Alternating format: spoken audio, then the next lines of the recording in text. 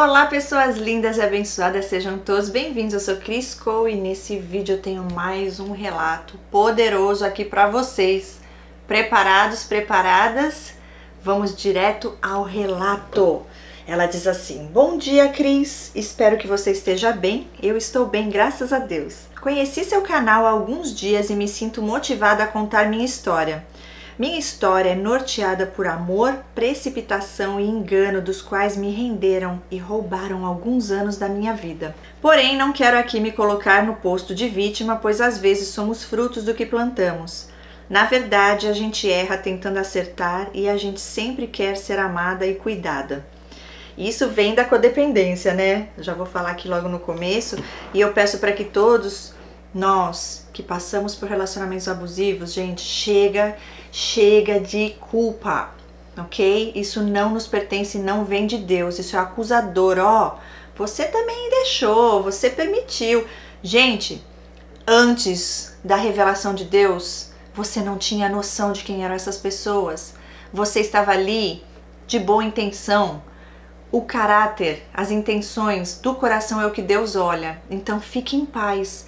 Hoje é diferente. Agora Deus revelou. Hoje você é prudente como as serpentes. Então se você sabe que a pessoa está ali fazendo algo, você permite, ou se você se deixa levar, né, pelas tentações, vamos dizer assim, pelo que eles vêm oferecendo, aí sim é sua responsabilidade. Ok? Mas antes da revelação, não. Porque depois da revelação, Deus já dá como é que eu posso dizer? Já dá de embalo, né? Já faz parte da revelação o discernimento de espírito.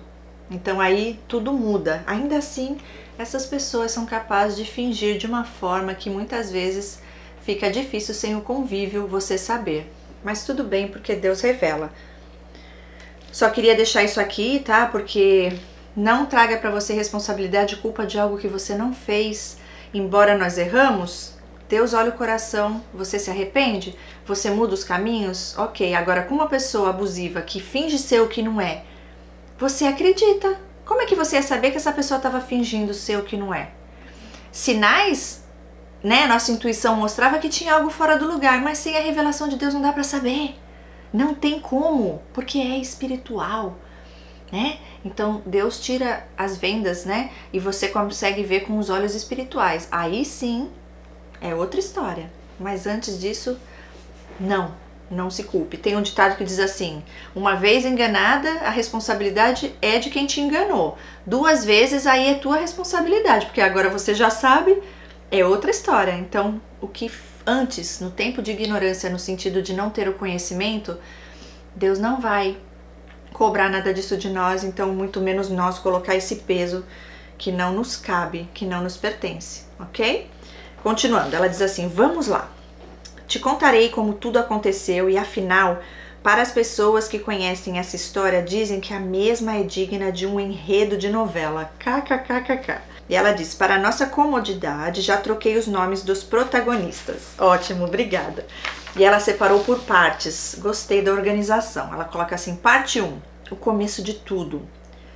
No ano de 1988, estava começando um novo ciclo escolar porque comecei a estudar o curso técnico de magistério. Nesse mesmo colégio havia também o curso de ensino geral, onde havia mais meninos frequentando, pois no meu curso só haviam meninas. Dentre esse grupo de meninos, havia alguns seminaristas que estudavam ali, e nesse grupo, um dia de abril, na hora do recreio, conheci o Pietro, um menino lindo, fofo e educado. Logo que nos conhecemos, já nos ligamos, ficamos o tempo todo do recreio juntos, e estar no colégio tornou-se para mim uma tarefa prazerosa. Eu e Pietro conversávamos sobre tudo. Fui descobrindo que ele havia perdido sua mãe há pouco tempo, morava com seu pai e seu irmão, também adolescente. Um dia Pietro me convidou para um cinema no sábado. Apesar de ser seminarista, saiu escondido para podermos nos encontrar. Foi tudo mágico e lindo, voltei para casa sonhando. É desse jeito. No outro fim de semana combinamos de novo um outro cinema no domingo, mas como choveu torrencialmente, Minha mãe não deixou que eu saísse e ele então deu um jeito e conseguiu chegar até minha casa, me surpreendendo e surpreendendo meus pais, que ficaram sabendo naquele dia da existência dele. Uau! Meu pai o acolheu, deu a ele uma toalha para se enxugar e uma camisa seca para que ele trocasse. Ficamos ali nos olhando e nos encantando, e esse foi o primeiro de tantos outros encontros que tivemos em casa. Nossos fins de semana eram recheados de emoção e descobertas, e durante a semana trocávamos cartas apaixonadas e perfumadas. O tempo que não havia celular era mesmo muito mágico, e ela coloca 3 pontos de exclamação. Esqueci de contar que depois que começamos a namorar em casa, é claro que ele saiu do seminário. Ha ha ha ha ha. Veja que isso era mesmo um fogo de palha. Namoramos por 1 ano, numa paz incrível, eu com 15 anos e ele com 17. Ele sonhava em servir o serviço militar em São Paulo, pois no Paraná, onde morávamos, não tinha esse serviço. Quando chegou o tempo do alistamento, ele me disse que estava indo para São Paulo, que se alistaria na aeronáutica e que não poderíamos mais namorar. Eita, que já começou, né? Eu chorei, implorei, pedi pra gente casar e externei toda a minha emoção no auge dos meus 16 anos. Uau! Olha isso, chorei, implorei e pedi pra gente casar. Forte, hein? Externei toda a minha emoção no auge dos meus 16 anos. Meus pais sempre ao meu lado me apoiando e procurando uma forma de me ajudar, mas infelizmente em meu coração abriu-se uma ferida que doía muito. Meus outros dias tornaram-se sombrios, vazios e tristes, mesmo porque ele foi meu primeiro e grande amor que estava me deixando e eu não entendia. Porque na minha cabeça, se ele me amasse, continuaria comigo e isso era simples para mim, exatamente isso, né? Quando a gente ama de verdade, a gente dá um jeito, mas a gente não quer ficar longe da pessoa. Mas vocês eram jovens, né? Enfim. Parte 2. O grande período separados. Depois que Pietro me deixou, tive que dar um jeito de reagir. Glória a Deus. Mas demorou muito. Sim, porque já tinha dependência, você já tinha um vínculo traumático aí com todo esse love bombing do começo. Perdi o ano letivo, perdi o rumo, a linha e tudo que poderia perder. KKKKK. Hoje ela ri, né? Voltei aos estudos no próximo ano, recuperei o tempo perdido, comecei a me encantar pela profissão, comecei a trabalhar e a vida seguiu. Eba! Casei, separei, estudei e me especializei. Ganhei, perdi, namorei, terminei, aprendi tantas coisas, fiz faculdade, pós-graduação, especialização. Uau, quanta coisa, hein? O importante é que você não parou.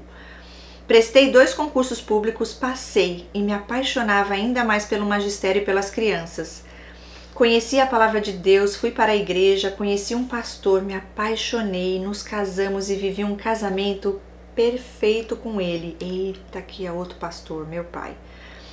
Ela diz que foi por 12 anos esse casamento. Às vezes me vinha o Pietro à mente e a pergunta: o que será que aconteceu com ele?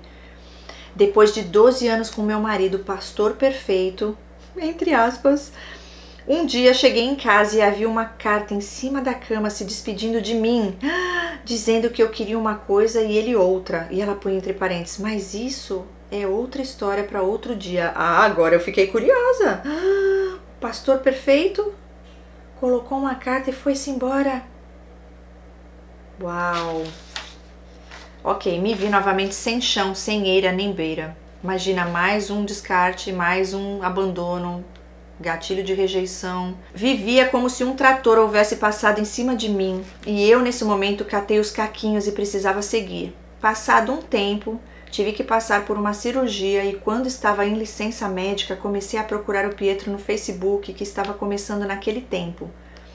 Nesse dia já havia passado 23 anos que havíamos nos deixado e eu tinha sempre aquela curiosidade em saber o que havia acontecido com ele. Uau! Olha quando um relacionamento abusivo nesse nível marca 23 anos depois e a pessoa ainda querendo saber sobre a vida dele. E ela vai para a parte 3, nosso reencontro depois de 23 anos. Ai, ai, ai, teve reencontro. E eu aqui curiosa para saber do casamento de 12 anos com o pastor perfeito. Calma. Ó, vamos lá, vamos ver se ela falou alguma coisa sobre esse casamento, se não manda outro relato aí, hein? Vamos lá. Consegui descobrir o número do celular dele, então liguei e me identifiquei. Pietro simplesmente não acreditava no que ouvia. Estava chocado e surpreso e fez a maior festa quando me ouviu dizer quem era eu. Eu simplesmente não acreditava no que estava acontecendo. Passamos a nos falar em todo o tempo livre que tínhamos, mas naquele tempo não havia WhatsApp, tudo era mais dificultoso. Durante nossas conversas, ele me contou que estava sozinho já há 20 anos, que havia casado, mas o casamento durou apenas 11 meses. Por que será, né?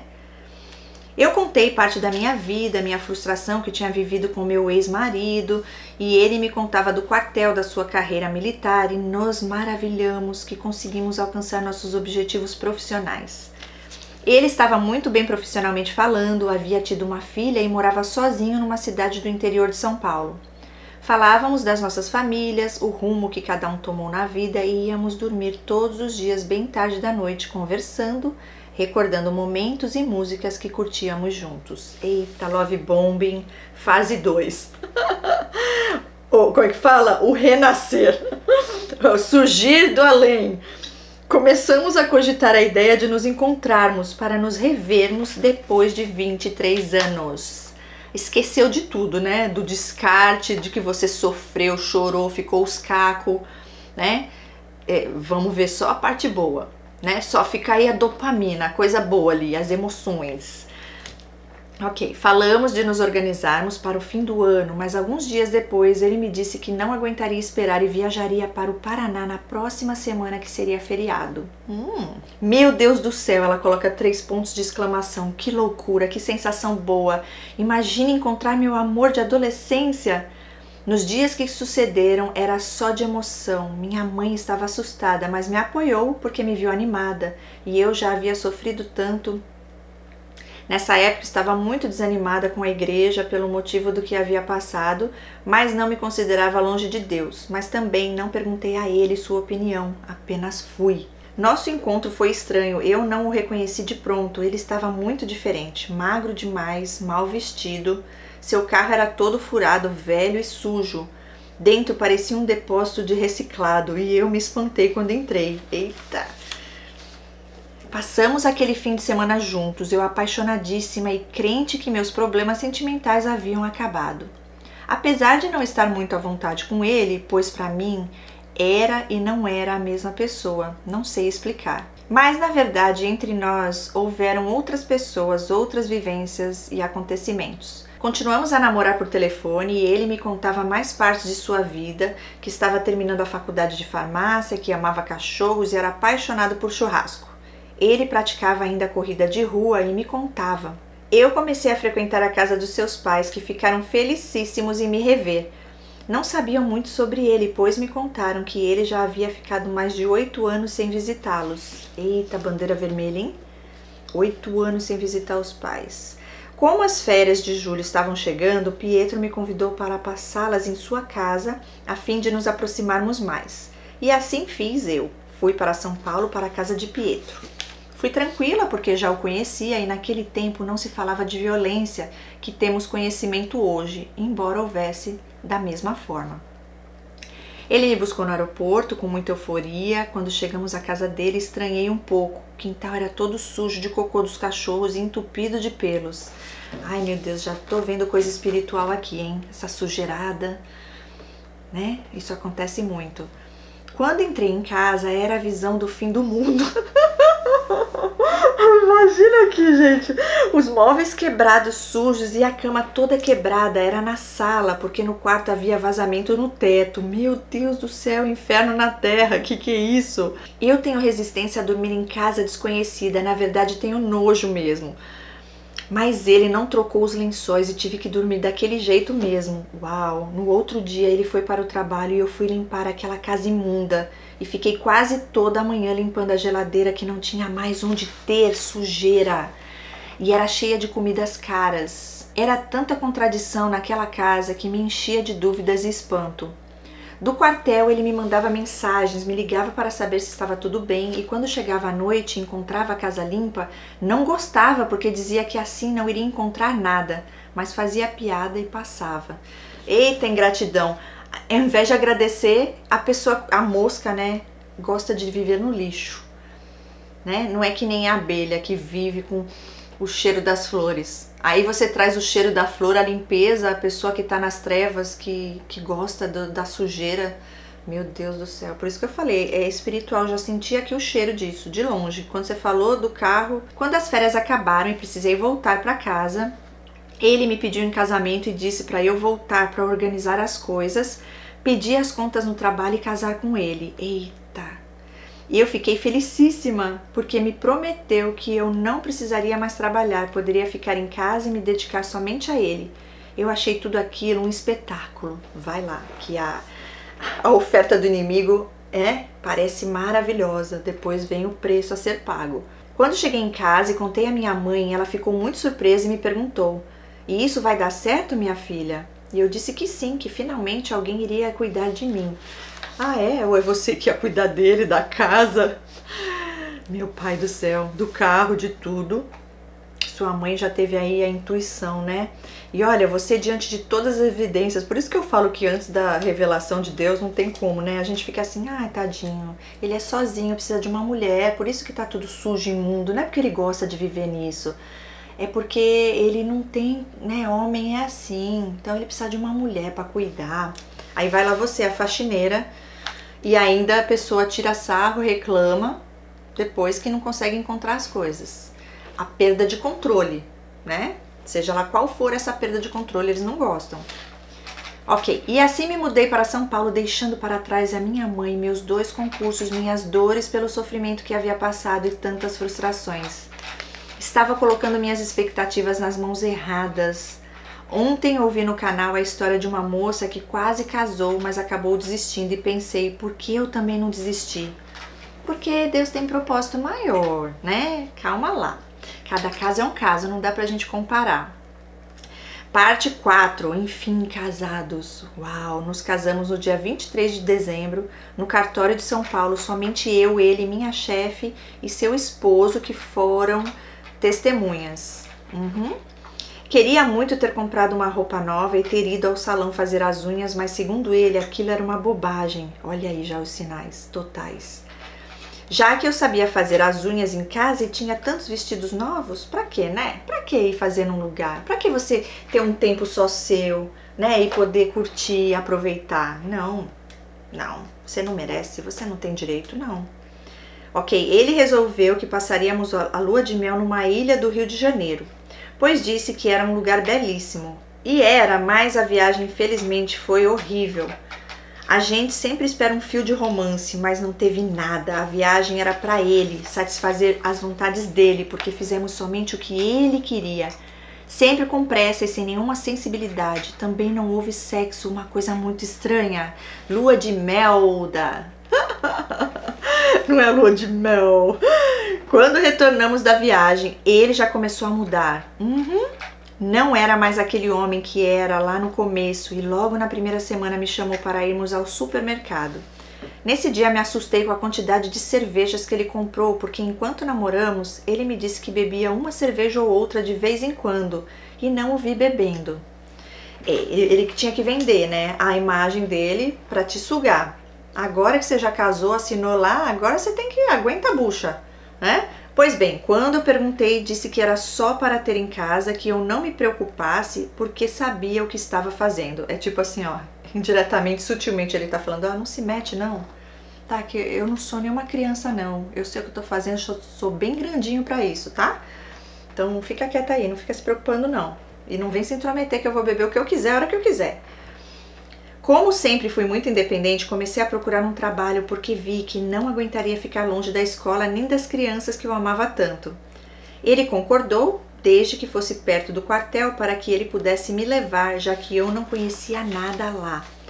Com 2 semanas já estava trabalhando numa escola bem próxima ao quartel. Ia e voltava com ele e depois do trabalho ele me buscava para irmos para a faculdade. Ele estudava até às 23 horas e só depois íamos para casa. Chegávamos meia-noite. Enquanto ele estudava, eu ficava na biblioteca esperando, porque era muito longe para ir embora sozinha. Fiz essa vida por 6 meses até que o quartel cedeu uma casa na Vila Militar e nos mudamos para lá. E ficou muito mais confortável para mim. Pietro andava armado, levava sua arma dentro de uma mochila toda esfarrapada e a arma tinha até nome, Madalena. Eita! Pietro levava Madalena absolutamente para todos os lugares que ia, desde médico até supermercados. Se alguém o fechava no trânsito, ele já mostrava a Madalena para a pessoa. Na estrada, nas viagens, e eu passei muito medo com ele. Eita, mais bandeira vermelha. Nossos dias eram assim, monótonos. O que trazia alegria à minha vida era a minha profissão. Fora isso, não conversávamos, não fazíamos sexo. Gente, como assim? Não teve lua de mel? Não tem relação sexual? Nesse segundo ano de casamento, comecei a me sentir feia, velha, gorda. Comecei a pensar que ele não me tocava por ser fedida. Tomava banhos longos, outro banho de perfume, cremes e nada. Gente, isso não é brincadeira, tá? Ela falou aqui de um jeito que... a palavra que tocava por ser fedida. A pessoa sabe que não é fedida, mas começa a achar, tem alguma coisa de errado em mim. Não, não é você não, é ele mesmo. Traste. Querendo já que você sentisse tudo isso mesmo que você estava sentindo. Chamava-o para conversarmos a respeito, perguntava se ele não me amava mais e cheguei até a perguntar se ele era gay. Isso que eu ia falar, é capaz mesmo. Mas Pietro era cada vez mais estranho, mais distante e sem amor. Não me sentia feliz naquela casa em que eu não podia opinar em nada. Tudo era exatamente como ele queria e se o contrariasse, a casa caía. Na escola era respeitada, admirada e valorizada. As crianças me amavam a ponto de tamparem o buraco que ele deixava. Era triste e solitária, perdida num casamento falido que eu queria que funcionasse. Gente, isso também é surreal, hein? Olha só, um buraco que ele deixava. Era triste e solitária. O que é muito sério e que eu falo aqui, essas pessoas são pessoas vazias, são pessoas que se sentem lixo, pessoas cheias de amargura, cheias de gatilhos de abandono, de rejeição. Então elas precisam projetar isso nas pessoas. Usam as pessoas que têm um bom coração como saco de pancada. E aí, de tanta pessoa ouvir tanta coisa negativa, que é isso, que é aquilo que na verdade estão falando sobre eles, a pessoa uma hora começa a acreditar, começa a achar que é feia, que é velha, que não tem valor, que é fedida, né? Que não é digna. Olha que ela falou, ela já estava triste, solitária. Essas pessoas que são isso, tristes, solitários. Nós não, porque nós temos o amor de Deus, a luz divina do Senhor em nós. Só que eles tentam ofuscar. Muitas pessoas chegam a tentar suicídio, a pensar em tirar a própria vida. Por quê? Porque essa pessoa está sentindo o que eles sentem por eles mesmos. Imagina a tortura que é viver desse jeito. É assim que eles vivem, só que esse sofrimento é tão horrível para eles. O ódio de ver que você não tem isso. Não, então eu vou fazer essa pessoa também sofrer que nem eu sofro, já que eu não posso ser que nem essa pessoa, já que eu não tenho essa luz, já que eu não sinto amor. Então eu também vou apagar tudo isso dessa pessoa, porque assim eu não me sinto tão inadequado, tão inferior. E aí é nesse projetar, é nesse convívio, é nessa toxicidade que a pessoa começa a pensar, eu sou um lixo. Mas na verdade não é você que é essa pessoa que aí projetou tudo em ti. Tá repreendido em nome de Jesus, gente. Não aceitem isso na vida de vocês, tá bom? Parte 5. Nosso dia a dia. Uau! Pietro chegava do trabalho e preparava sempre o jantar, porque alegava que eu não sabia fazer nada, só o arroz que eu sabia fazer. Entre parênteses, segundo ele, né, era só o que ela sabia fazer e lavar a louça. Provavelmente era a parte que ele não gostava de fazer, o arroz e lavar a louça. Aí ele falava que você fazia bem para você se motivar a fazer, né? E ao mesmo tempo diminuindo você, dizendo que você não sabia cozinhar. Porque, na verdade, ele queria estar no controle. Acho que com medo de você talvez colocar veneno na comida dele, né? Porque muitos envenenam a comida dos outros, eles não confiam em nada nem ninguém. Daí não come a comida de ninguém também. Tudo que eu propunha como cardápio ele descartava. No supermercado eu não podia opinar, nem escolher o que comprar, somente ele fazia e eu observava. Ele era super ciumento, quando íamos a algum restaurante eu não podia me dirigir ao garçom diretamente. Tinha que falar a ele e ele falava com a pessoa. Não é ciúmes, tá? Posse, controle, poder. É tipo assim, você cala a boca, você não tem voz. Quem manda aqui sou eu, quem fala aqui sou só eu, né? Parece ciúmes, mas não é. É controle. Era assim em lojas e outros lugares. Também tinha que andar abraçados, grudados, segundo ele, para todos verem que éramos felizes. Pietro tinha uma relação estranha com a comida. Comprava comidas caríssimas em dias normais para cozinhá-las em panelas horríveis, velhas, quebradas e sujas que ganhava dos outros e encontrava no lixo. Havia roupas velhas que não serviam mais. Dormíamos em uma cama tubular que saía insetos, meu Deus! E quando eu com jeitinho pedi para comprar outra, escutava broncas horríveis e dizia que era pobre e não tinha condições. Meu pagamento, que era em dinheiro, ele pedia todo mês com a desculpa de pôr na conta e fazer um caixa único, que segundo ele os casais fazem. Não. Então passei a não ter mais acesso ao meu próprio dinheiro. Quem escuta isso pode pensar, eu não o faria. Quem escuta isso pode pensar, eu não faria. Mas eu fiz para evitar desgaste e gritaria, pois só era assim que ele se comunicava comigo, na base da gritaria e xingos. Exatamente, pisando em ovos já. Eles fazem isso de propósito. Qualquer coisa que você vai falar, ou reivindicar, ou tentar conversar, ou gritaria, joga coisa, sai andando, porque aí uma hora você cala a boca. Uma hora, por conta do medo, e fala, primeiro, eu vou gastar energia, eu vou tentar falar com esse ser, ele vai se estressar, ele vai gritar. Então, para evitar esse tipo de transtorno, de situação, aí a pessoa perde a voz. E eles já sabem disso e fazem isso com essa intenção, ok? Triste. Ai, seres das trevas. Ele mudava de humor em segundo. Um dia estava cozinhando um frango, eu estava lavando a louça, até que aquele dia estava um clima agradável. Até ele me pedir para pegar uma cebola na geladeira. Quando disse que só tinha metade de uma, o homem surtou, gritava tanto que as veias do pescoço saltavam. Dizia que eu tinha arruinado a receita, a culpa era minha e jogou tudo fora. Acabou o domingo. Meu pai do céu. Perda de controle, ok? Como o carro dele era horrível, todo detonado, fiquei falando para ele que merecia um carro melhor, que tinha dinheiro para isso. Enfim, finalmente me escutou e comprou um carro zero, mas porque beneficiava a si próprio, é claro. Ele sempre fazia de tudo para me menosprezar, para me ridicularizar e me fazer sentir o pior ser humano. Ele abraçava a cachorra tão gostoso quando chegava do trabalho que várias vezes desejei ser ela. Gente, eles fazem isso, eu tive um que fazia isso. Parece mentira, mas é verdade, gente, eles abusam, eles manipulam até os animaizinhos. É surreal, gente, é surreal. Olha isso, mais uma confirmação. Eu tinha desses seres na minha vida um tempo, que ele chegava, fazia carinho, no cachorro. E eu falava, gente, mas ele não sabe fazer, ele não gostava. Eu cheguei a pedir uma vez para ele fazer carinho, até mostrei como é que era, porque eu achei que ele não sabia como é que fazia. Eu falei, faz assim, ó, no meu cabelo. Chacoalhou assim, deu risada, mas com o cachorro sabia fazer carinho. Eu falava, gente, não é porque ele não sabe, é porque ele não quer, é porque ele quer dar o desprezo, que ele quer rejeitar.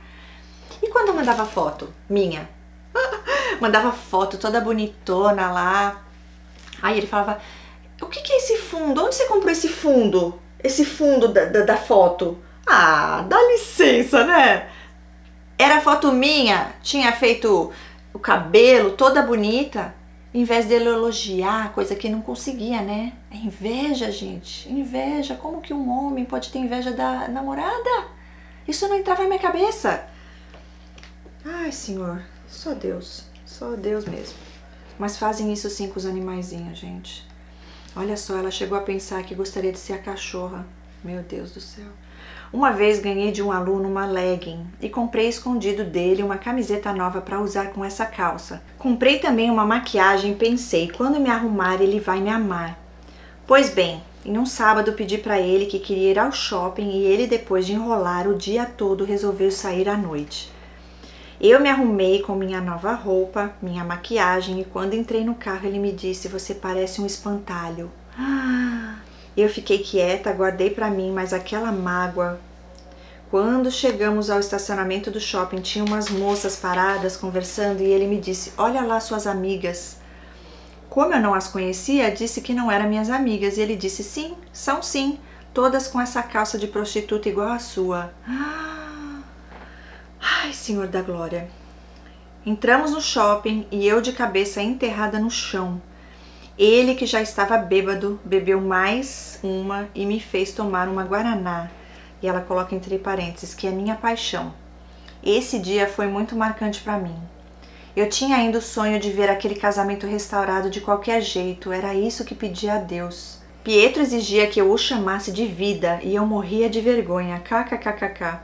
Exigia também que eu saísse com camiseta igual à sua, pois eu era obrigada a participar das corridas de rua com ele e nessas corridas existem kit de atleta com a camiseta exclusiva à corrida. Ele se tornou meu treinador e eu odiava sair da escola e ter que treinar, cansada, desanimada e ainda sair para treinar. Eu sofri, odiava, mas ia para evitar fadiga. Nos dias das corridas era um inferno, ele exigia de mim mais do que eu podia dar. Me comparava com outras pessoas e sempre brigávamos e voltávamos para casa sem conversar. Nossa, esse homem é uma praga dos infernos, hein? Meu pai do céu. Isso era todo fim de semana, viajávamos para longe, era muito cansativo. Ele não me perguntava se eu queria ir, ele simplesmente fazia a inscrição. E assim lesionei meu joelho correndo maratonas sem vontade para agradar o Vida. O Vida não, né? Que isso aqui é a morte. É o inferno. Meu pai do céu. Gente, isso acontece. Mas, gente, não deixa, não. Não aceita, não. Você tem uma vida, é Deus que manda, é Deus no controle. Não deixa essas pessoas tomarem as rédeas da sua vida, gente. Não tenha medo de ficar sozinha, não tenha medo de ir embora de um abuso desse. Se é casamento, ora, pede confirmação de Deus, mas não desista de você, não se permita ficar nisso. Alguma coisa tem que acontecer, gente, senão esse cara vai te levar pro inferno.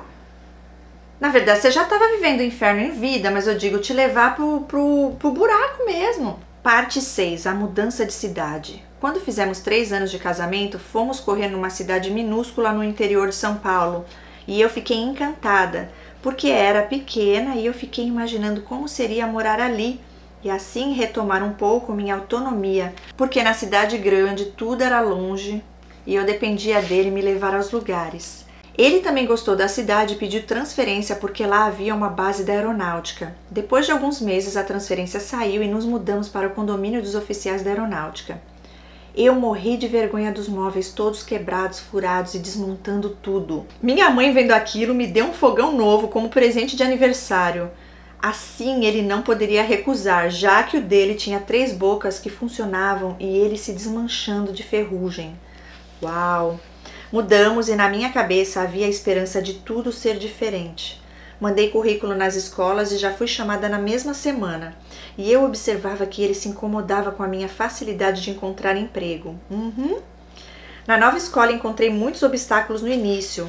Em casa era aquele caos e eu pensei que eu ia enlouquecer naquele momento. Pietro cada dia mais agressivo e manipulador. Quando voltava da escola todos os dias, da rua de baixo ao prédio que eu morava, olhava para o apartamento que a gente morava e pensava em como o encontraria aquele dia, se já estava bêbado ou coisa assim. Gente, aí já vai, né? Mal-estar, imagino. Parte 7. Pietro e suas surpresas. Como brigávamos quase que 90% dos dias, em um desses dias, mais precisamente no domingo, depois do almoço, eu estava lavando a louça e ele na sala vendo televisão. Passados uns 40 minutos, terminei a louça e fui para a sala e vi que ele não estava. Procurei por todo o apartamento e não o encontrei. Quando abri a porta do armário, vi que suas roupas não estavam mais lá. Acredita que ele tinha ido embora sem me dizer nada? Uau, acredito. Aí fiquei igual uma louca ligando para ele e só à noite ele me atende e diz que eu tinha obrigado ele a fazer isso porque eu só sabia brigar e começou a dizer que tudo o que ele fazia era por minha culpa, me culpando de tudo. Nessa vez ficamos uma semana separados, ele ficou no quartel durante esse tempo e eu despedaçada no apartamento. Não tinha coragem nem de ir trabalhar, mas ia me arrastando. No fim daquela semana ele voltou e eu achei que fosse melhorar. Gente do céu. E depois disso tiveram mais 2 surpresas como essa. Cheguei da escola e a aliança dele estava em cima de um móvel juntamente com uma nota de R$100. Só Deus na causa. De novo, tudo vazio, armários e gavetas. Meu mundo caiu, emagreci horrores e dessa vez ele alugou até casa para morar e não me avisou nada. Gente narcisista faz isso. Faz isso, gente. E a pessoa fica lá desesperada. E o pior de tudo é que a pessoa muitas vezes fica achando que ela que fez algo de errado. Ah, eu vou parar de trabalhar, eu vou parar. A pessoa fica tentando achar um motivo, algo, porque eu tô fazendo de errado, por isso que ele foi embora. Muitos têm toque, são tão obsessivos, compulsivos, neuróticos. Tem alguns que são com organização, limpeza. E outros que já são porcos mesmo, que nem esse aí que você falou. Né? Mas é tudo controle, é o controle. E é fazer você ficar ali achando que tem algo de errado em você. Isso é tortura, gente. Ok, a cada vez que chegava em casa, dava falta de alguma coisa que ele tinha retirado enquanto estava na escola. Foi muito sofrimento, eu só pensava que tinha que fazer aquele casamento funcionar. E a igreja implorava ao pastor ajuda. Só quem nunca passou por isso pode criticar uma pessoa nessa situação, dizendo que se estivesse no lugar da pessoa seria diferente. Posso afirmar que não seria, a gente fica de pés e mãos amarradas. Bom, Pietro só voltou depois de 44 dias porque eu havia implorado. Interessante, hein? Olha que ponto a pessoa chega por causa do vício, né? Dependência. E eu vou falar uma coisa aqui para vocês. Eu tenho observado isso em atendimentos, estudando, né, mais sobre essa parte de pessoas que se relacionam com pessoas mais com a psicopatia, porque eles fazem muitas coisas, chegam até a ameaçar de morte e a pessoa não consegue falar. A pessoa, na hora, a pessoa xinga ali e fala coisas e a pessoa não fala, a pessoa não consegue. E aí você vai aprofundar, no caso em terapia, lá no passado, na infância, já tiveram esses tipos de traumas causados por um pai abusivo, uma mãe abusiva, um criador, uma criadora, onde essa criança se calava, né? Onde essa criança tomou toda a responsabilidade para cuidar do outro. Enfim, tem várias outras coisas, né? Outros motivos, mas que Deus tem me mostrado. Porque eu, por exemplo, um relacionamento assim não ia dar. Porque eu já sempre fui mais reativa, de certa forma. Né? Deus tratou, porque hoje, né, tem que ter autocontrole, domínio próprio. A luta é todo dia entre a carne e o espírito. Né? E as pessoas com esse transtorno estão sempre ativando gatilhos, cutucando você para você reagir. Então, contato zero é libertador, se você pode, né? Se Deus já deu a confirmação, dá mesmo, sem dó nem piedade. Libertador, delicioso. Mas eles sabem, eles vão fazendo testes e eles vão ver até onde eles conseguem ir com aquela pessoa. Então, nesse tipo de abuso aqui, ó, eu não me vejo. Não que seja impossível não, tá, gente? Porque quando a pessoa acha que nunca vai acontecer, acaba acontecendo.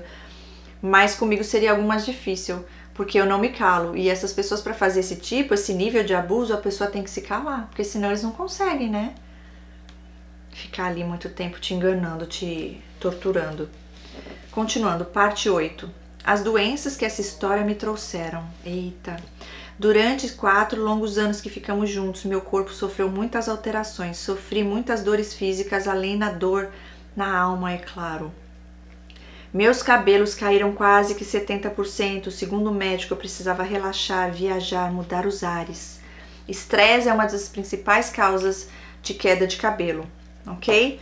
Existem outros fatores, como falta de ferro, né? Tem que checar para ver a ferritina, ver se não tá com anemia, né? Mulheres normalmente porque perde sangue todo mês. Também falta de vitamina D e outras vitaminas B também. Fólico ácido, tem que fazer toda uma análise aí, mas caso de relacionamento abusivo, tem pessoas que têm problemas, doenças autoimunes, eu esqueci o nome agora, que tem falhas, né, de cabelo pela cabeça, estresse por conta do abuso, o organismo acaba, né, pedindo socorro. E ela continua, Pietro gostava muito de me ver doente, pois assim podia me levar ao médico, que era no hospital militar, e assim ele podia faltar no trabalho. Tudo era para se beneficiar, para o seu bem-estar. Apareceu de repente um nódulo no meu braço que o deformou e inchou, de maneira que não podia mais me mover. Segundo o médico, estresse, crise de tosse, arritmia cardíaca e, por fim, claustrofobia. Gastrite nervosa, o médico precisou chamá-lo para lhe explicar que a minha alimentação precisava mudar, pois eu disse que eu só comia o que ele mandava e a comida era muito pesada e me causava náuseas. Meu pai do céu. Como Pietro era farmacêutico, não deixava eu tomar os remédios prescritos pelo médico, segundo ele não precisava de nada daquilo.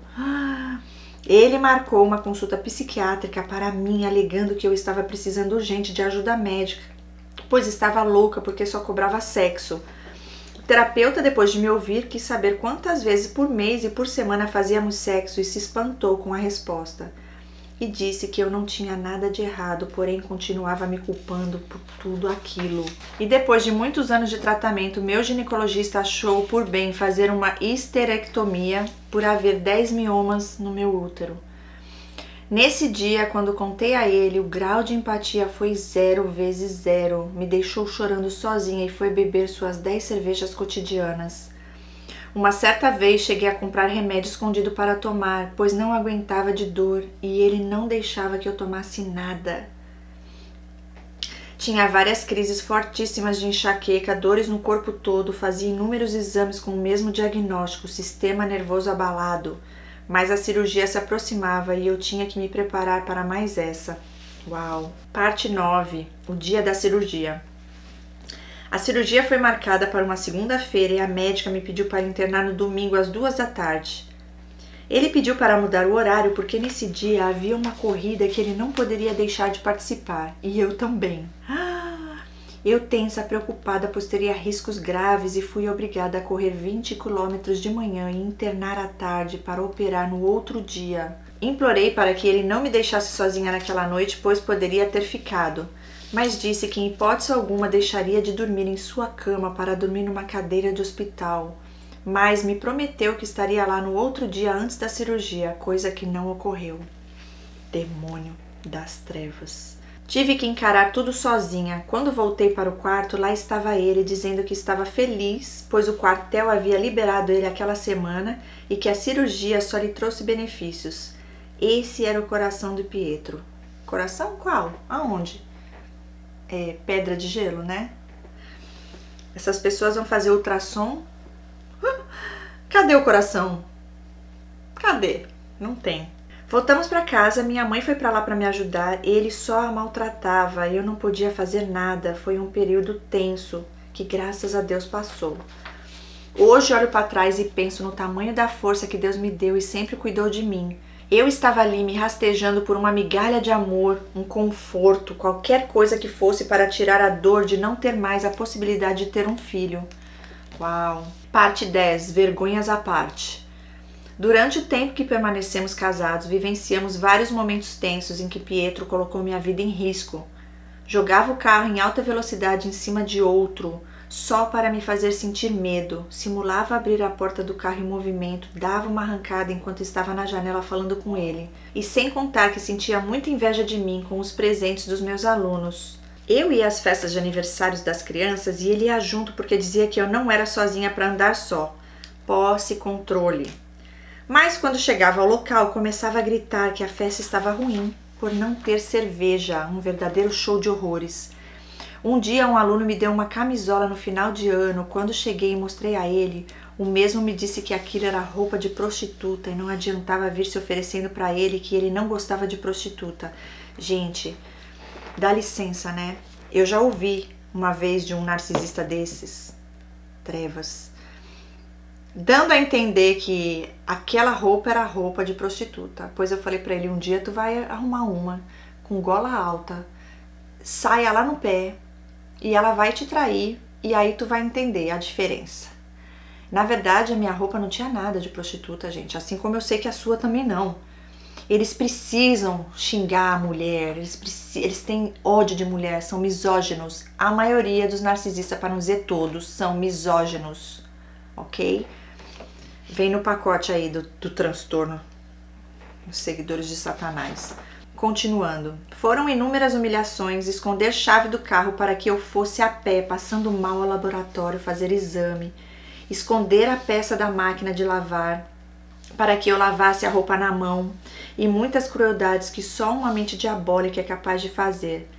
Isso porque todos os domingos, sem falta, ele estava na missa, sentadinho no mesmo lugar. Uma vez, uma colega da escola, me vendo sofrer daquele jeito, me sugeriu que eu fizesse aquelas tarefas sugeridas no filme A Prova de Fogo, em que dia a dia fazemos uma gentileza ao nosso cônjuge. Eu já vi esse filme. Pois bem, resolvi começar a fazer e ele sempre me humilhava perguntando o que eu queria em troca.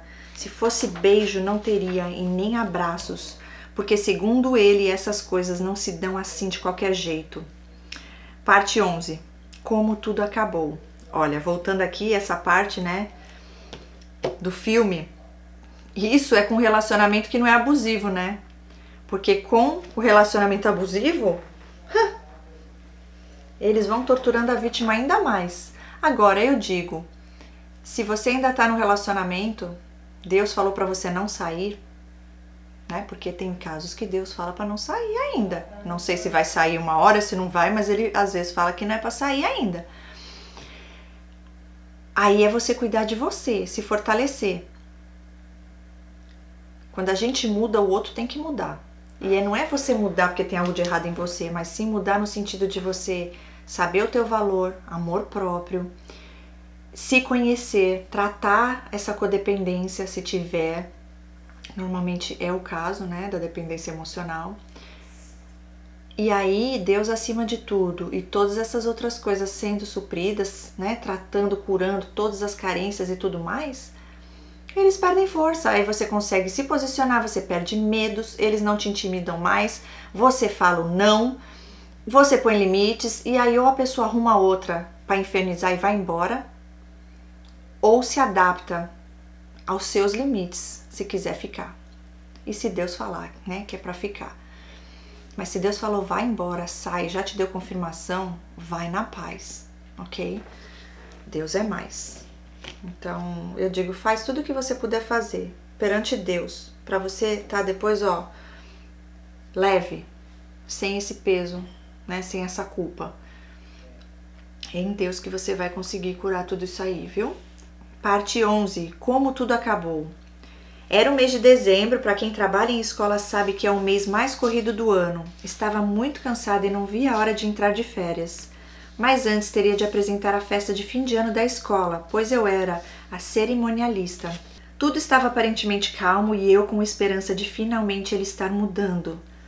No fim de tarde de uma segunda-feira, retornei da escola como sempre fazia. A festa seria na quarta-feira daquela semana e eu já estava me concentrando, pois minha responsabilidade nesse dia seria enorme. Quando abri a porta do apartamento, Pietro estava lá me olhando com uma cara de monstro. Me arrepiei toda e perguntei o que estava acontecendo. E ele me disse gritando que ia me matar. E não seria com a Madalena, e sim com suas mãos, e me jogaria pela janela. Meu pai do céu, que é isso? Eu tentava perguntar o que havia acontecido e ele só gritava dizendo que ia me matar, pois eu o havia traído. E começou a me bater, a me jogar contra as paredes, puxar meus cabelos e me xingar de todos os piores nomes possíveis. E como sempre fazia, disse para eu ir embora da sua casa. Ao mesmo tempo que mandava eu ir embora, dizia que eu poderia ficar no quarto de hóspedes, muito doido. Eu, muito nervosa e toda dolorida, lembrei de pegar meu vestido que usaria na formatura, meus sapatos e algumas roupas. Coloquei na mala e saí correndo, chorando desesperada sem saber para onde ir. E ele ainda me disse, janta para você não sair com fome. Saí sem saber para onde ir. Afinal, não tinha familiares naquela cidade. Sentei na praça com a mala, chorei falando com Deus, implorei ajuda e liguei para uma moça da igreja que eu sempre desabafava. Pude ficar em sua casa até me organizar e saber o que faria da vida. Olha, Deus coloca os anjos no nosso caminho, né? No outro dia, meu corpo doía tanto que não conseguia me mexer, porém não tinha uma marca de violência. Fui trabalhar, voltei para casa dessa minha conhecida, que na verdade foi um anjo que Deus colocou no meu caminho naquele momento da vida. Acabei de falar. Isso mesmo. Na quarta-feira estava eu no palco da formatura sem poder me mover direito, mas toda produzida e apresentei a festa impecavelmente. Por dentro estava devastada. Nos dias que sucederam, mais dor, mais decepções. O casal de pastores da igreja que eu ia não me apoiaram. Eu fui à delegacia fazer o boletim de ocorrência, sofri de novo, pois tive que relatar o ocorrido. Minha vizinha do apartamento serviu de testemunha. Glória a Deus por isso. Uma semana depois, Pietro ligou para o pastor para pedir que ele fizesse minha cabeça para retirar a queixa na polícia, pois poderia prejudicá-lo no quartel, coisa que não fiz e também nem era permitido. Passados alguns outros dias, pedi a 2 pais de alunos que me acompanhassem ao apartamento para pegar minhas coisas que estavam lá. Foi uma cena horrível, ele ficava em cima como se fosse roubar alguma coisa dele.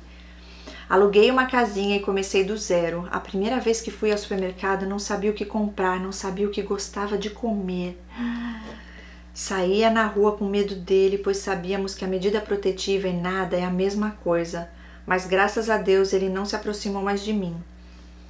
Na noite de Natal, ele me mandou Feliz Natal. Acredita? Acredito. Deletei e continuei deitadinha sozinha na casa nova. Sofri muito, não sei descrever o quanto. Em março do ano seguinte, assinamos o divórcio. Nesse dia, pensei que o meu mundo fosse acabar. Dentro de mim era um misto de tristeza, incompetência e cansaço que não sei descrever.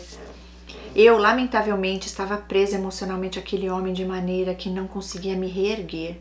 Parecia que dentro de mim estava tudo queimado, seco e sem vida. Ninguém podia me ajudar, eu não sabia viver sozinha, não tive filhos e as pessoas que eu conheci estavam ocupadas com suas famílias. Eu não tinha identidade, não me conhecia mais. Gente, é isso que eu falei, é isso que acontece. Eles te moldam, te condicionam a ser um fantoche, a ser o que eles querem que você seja para agradá-los. E aí você nem sabe mais o que você gosta de comer, porque você teve que comer o que ele falou que era para você comer. Gente, isso é muito triste. Eu não tinha identidade, não me conhecia mais, é exatamente isso que acontece. Mas Deus é mais. Muito triste, né? Muito triste. Estava presa emocionalmente. Por dentro se sentia queimando, seca e sem vida. É exatamente como eles se sentem. Ele projetou em você, para você sentir o que ele sente por ele mesmo. Para você ficar lá mal, como ele. E ela continua, é muito doloroso a gente se perder dentro de si mesmo, perder a alegria de viver. Por mais que saibamos que ainda existe vida depois de um término, não é assim que acontece depois de um término com um homem narcisista, na verdade um psicopata, né? Aqui não é só narcisista não, porque ele vai embora e leva com ele grande parte de nossa identidade e forças. Na verdade, levou você, eles sugam tudo que você tem, por isso que você se sentia seca, sem vida, eles sugam tudo, demônios sugadores, vampiros sugadores, suga tudo, tudo, né? Tudo não. Eles não têm todo esse poder, porque Deus é mais.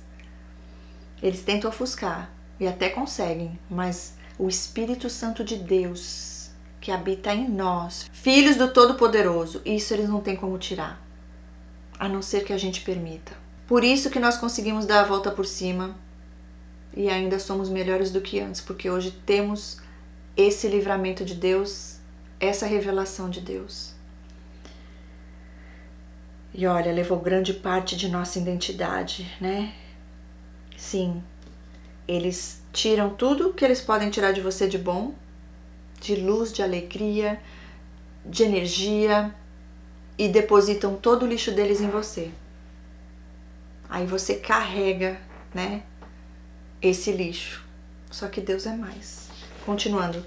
Já se passaram alguns anos que vivi isso tudo, mas até hoje não acredito que passou. Naquele tempo não se falava desse assunto como hoje, mas acho que é natural para uma mulher casar e querer permanecer casada e feliz. Não queremos nenhum conto de fadas, mas é sempre bom ser tratada com educação e respeito. Enfim, hoje estou bem, recuperada e feliz. Glória a Deus por isso. Consegui me aposentar e vivo uma vida com autonomia e graças a Deus. Para as mulheres que estão passando por esse problema, eu deixo todo o meu carinho e respeito e digo que não há psicólogo no mundo que te fará enxergar o mal que esse ser te faz, se você não quiser reagir. Saia desse buraco e viva. Deus tem muito mais para você. Obrigada, Cris, por ler minha carta. Deus te abençoe. É isso, gente. Que relato foi esse, hein? E ó, vou te dar uma animada aí, hein? Eu sei como é que é, porque por mais que não tenha vivido nesse nível de abuso, eu tive um relacionamento muito forte, um vínculo traumático com um sociopata. E eu sei o que é sentir isso daí, o que é estar ali, a pessoa fazer o que faz e a gente continuar lá e não conseguir. É espiritual, gente, por isso que eu falo que só com Deus que é possível quebrar isso daí. Porque é espiritual, eles entram na nossa mente, né? Não é fácil, mas é possível. Com Deus tudo é possível. E é para dar aqui testemunho agora, ó, para glorificar o nome de Deus, porque Ele te guardou, Ele te livrou diante de tudo que você passou. Você é uma sobrevivente, você é uma escolhida de Deus. E muito mais Deus tem para fazer através da tua vida, viu? Olha quanta coisa, gente. Que relato forte, que relato impactante, que relato poderoso, que relato profundo e completo. Muito completo o seu relato. Muito obrigada, viu? Eu sei que foi o Espírito Santo de Deus que te orientou, que te guiou, que te inspirou para escrever tudo que está aqui. Tem alguns relatos que eu me identifico tanto e o seu é um deles. Que Deus te abençoe grandemente, que você possa aí dar muitos testemunhos sobre tudo que Deus fez, está fazendo e ainda fará na sua vida e através da sua vida para honra e glória dele. Deus te abençoe, sinto o meu abraço, sinto o meu carinho por você e por todos que estão aqui. Um dos motivos principais de eu ter vindo aqui e ter colocado meus vídeos no YouTube foi porque eu pensava assim, Deus, eu sei o que é isso. E essas pessoas, o inimigo, ele usa a vida dessas pessoas com a permissão deles e delas, porque são pessoas amarguradas, cheias de ódio, para destruir a vida das pessoas que são pessoas boas, que são pessoas que estão aqui no mundo com alegria no coração de viver e de querer ajudar o próximo. E eu falei, Deus, usa a minha vida para levar cura, libertação para a vida das pessoas que estão precisando, para que elas sejam libertas dessas amarras espirituais, desses sentimentos de culpa, dessas dores emocionais, que elas possam viver a vida abundante que o Senhor prometeu para todos os seus filhos e filhas. Então, olha, não desista, jamais, pois Deus está no controle e Ele te ama. E Ele tem um propósito lindo na sua vida, na vida de todos nós. Continue firme nesse processo, não desista. Fique firme, fique forte. Você vai ver que na hora que você chegar lá do outro lado, você vai entender. Você vai entender tudo isso e você vai falar, uau, olha como Deus fez. Olha como Deus me ama. Olha como Deus é misericordioso, como Ele é amoroso, como Ele cuida dos detalhes. Senhor, obrigada. E Ele ainda usa nossas vidas para ajudar outras vidas. Somos instrumentos de Deus aqui na terra para servi-lo e para levar luz em meio às trevas.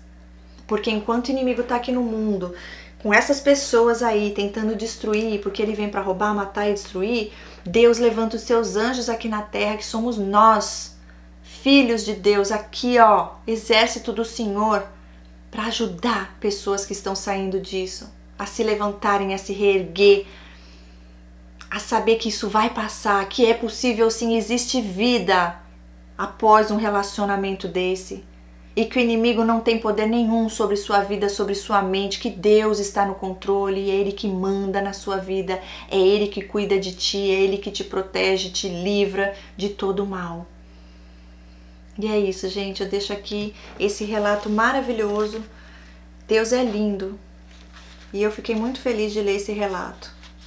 Eu sei que vai levar muita cura e libertação para a vida de muitas pessoas que aqui virão. E é isso. Que você possa aí receber da parte de Deus tudo que foi dito aqui, que você possa se sentir aliviada, aliviado, sentindo a presença de Deus, o amor de Deus, que a graça dele nos basta. A gente faz a nossa parte, mas aquilo que a gente não pode fazer, entrega para Deus que Ele vai fazer por você. Beijos a todos no coração. Termino aqui esse relato e nos vemos em breve no próximo vídeo. Até lá. Tchau, tchau.